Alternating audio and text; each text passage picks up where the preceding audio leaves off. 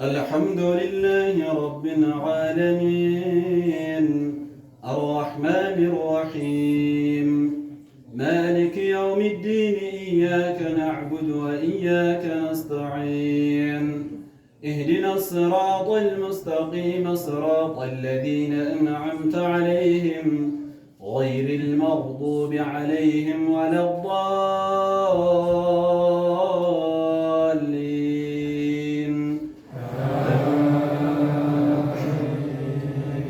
كل الطعام كان حلا لبني إسرائيل إلا ما حرم إسرائيل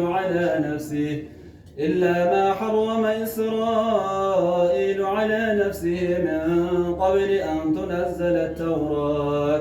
قل فأتوا بالتوراة فاتلوها إن كنتم صادقين. فمن افترى على الله الكذب من بعد ذلك فأولئك هم الظالمون.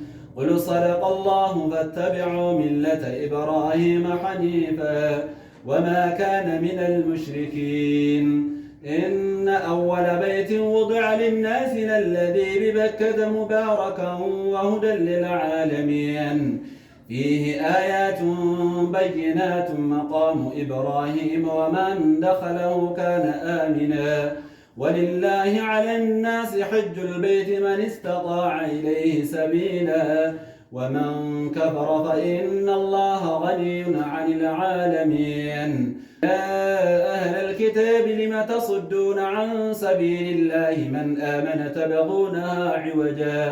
تبغونها عوجا وأنتم شهداء وما الله بغافل عما تعملون. يا أيها الذين آمنوا إن تطيعوا فريقا من الذين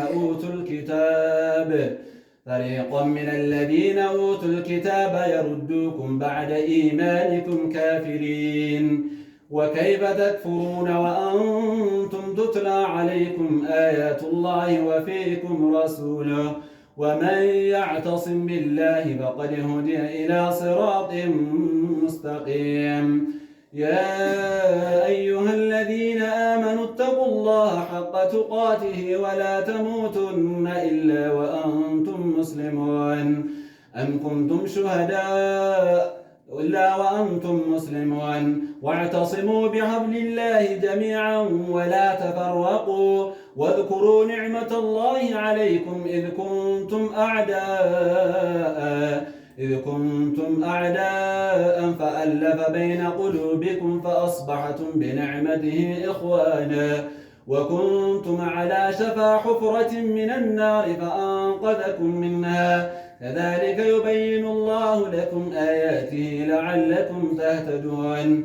ولتكن منكم أمة يدعون إلى الخير ويأمرون بالمعروف وينهون عن المنكر وأولئك هم المفلحون.